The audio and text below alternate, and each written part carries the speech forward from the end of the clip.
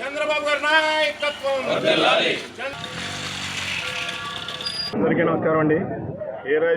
ఏదైతే ఈ రోజున తెలుగుదేశం పార్టీ మాకు ప్రభుత్వ పిలుపు మేరకు ఈ రోజున ఇంటింటికి తెలుగుదేశం అనే సంక్షేమ పథకాలని మేము ఏదైతే కూటమి ప్రభుత్వం వచ్చిన 2 సంవత్సరాల్లో ఇచ్చిన సంక్షేమ పథకాలన్నింటినీ ప్రజలకు తెలియజేసి, అట్లాగే ప్రజల నుంచి ఏదైతే సమస్యలు వచ్చినా ఈ సూపర్ 6లో భాగంగా ఇంకా మేము ఒక 2 కార్యక్రమాలు ఇంకా చేయలేదండి. వాటి గురించి కూడా స్పందనది తెలియజేసుకుని ప్రజలకు ప్రభుత్వానికి విన్నవించి, అట్లాగే ఏదైతే మనం రానున్న పురపాలక సంఘ ఎన్నికల్లో స్థానిక ఎన్నికల్లో కూటమి ప్రభుత్వానికి విజయానికి ఇట్లా ప్రజల నుంచి ఏదైతే సమస్యలు ఉన్నాయో అవన్నీ తెలుసుకుని అవి తీర్చే మార్గంలో మేమందరం ముందుకెళ్లాలని చెప్పని ఇవాళ మా మన ముఖ్యమంత్రి వర్యులు అలాగే తెలుగుదేశం పార్టీ అధినేత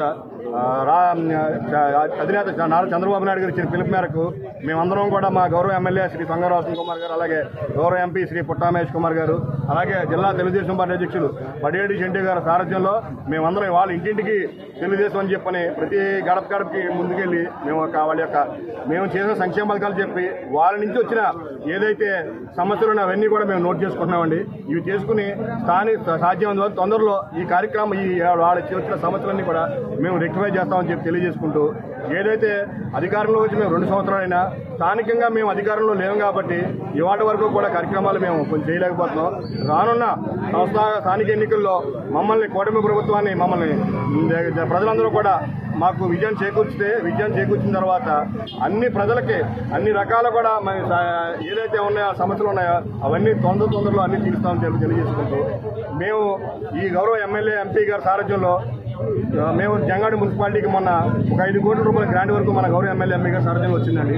అవి ప్రతి వార్డుకి 15 నుంచి 20 లక్షల మధ్యలో ప్రతి వార్డుకి పెట్టి అవి ఎక్కడి యొక్క సమస్యలను బట్టి మేము 15 నుంచి 20 లక్షల వరకు రోడ్లు కానీ, డ్రైన్లు కానీ, వాటర్ పైప్ లైన్ కానీ పెట్టామండి. అట్లాగే ఏఐఐబి ద్వారా all India Asian infrastructure bank ద్వారా 101 కోట్లు మనకి జంగాడి మున్సిపాలిటీకి వచ్చినాయండి.